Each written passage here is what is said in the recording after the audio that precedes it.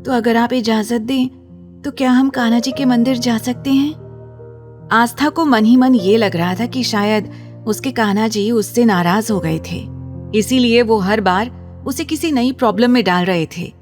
और वैसे भी आस्था ने अब तक कान्हा जी से काफी सारे वादे भी किए थे जो मंदिर जाकर उसे पूरे करने थे।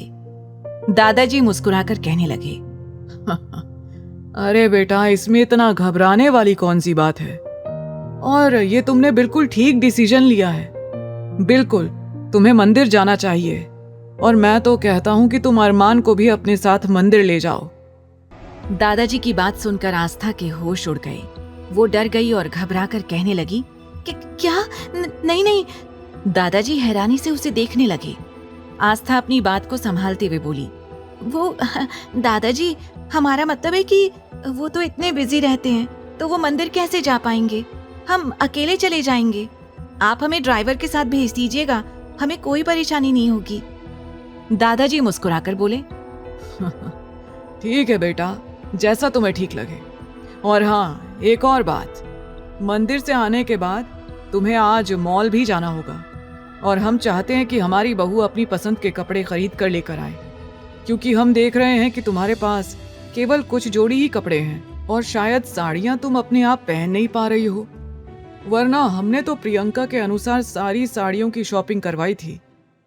अब जैसे ही दादाजी ने प्रियंका का नाम लिया, आस्था के चेहरे पर हिचकिचाहट साफ दिखाई देने लगी, क्योंकि जो कुछ भी आज उसकी जिंदगी में था, कहीं ना कहीं वो सब प्रियंका का था।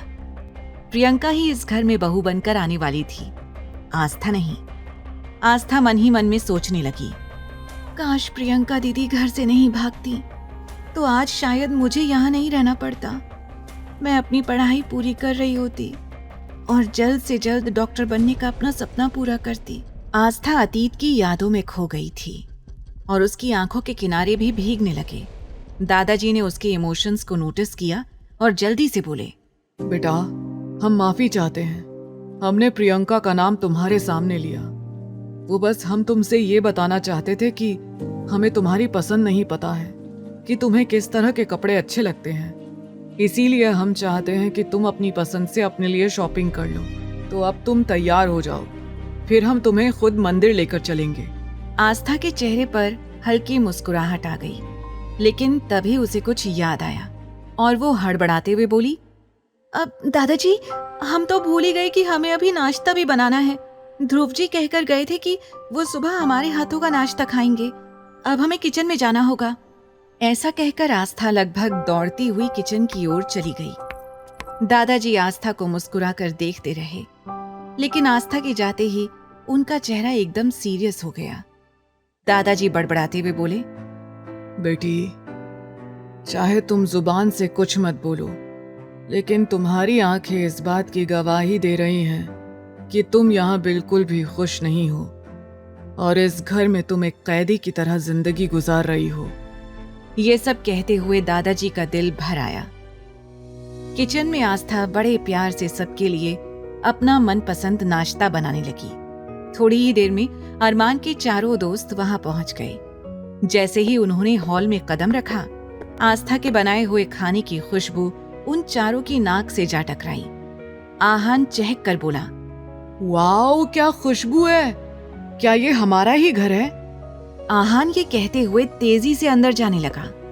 जैसे ही वो लोग डाइनिंग टेबल पर आए, उनकी नजर नाश्ते से भरी टेबल पर पड़ी और पास ही आस्था खड़ी थी। आस्था को देखकर वो चारों मुस्कुराने लगे, क्योंकि आज पहली बार इस घर में उन्हें खाना मिल रहा था, वो भी स्पेशली घर की किसी लेडी के हाथों का बना हुआ खाना। वो लोग जाकर नाश्ते की टेबल पर बैठ गए। ध्रुव ने एक्साइटेड होकर पूछा, भाभी, बहुत अच्छी खुशबू आ रही है, क्या बनाया है आपने? आस्था चहक कर बोली, ध्रुव जी, हमने आलू के पराठे, सब्जी और पूरी बनाई है। हमें पूरी उम्मीद है कि आप सभी को ये खाना जरूर पसंद आएगा।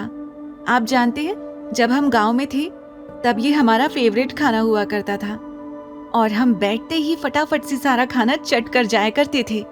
आस्था मुस्कुराकर एक ही सांस में अपनी पूरी बात कही जा रही थी और बाकी सब एक दूसरे को देखकर मुस्कुरा रहे थे।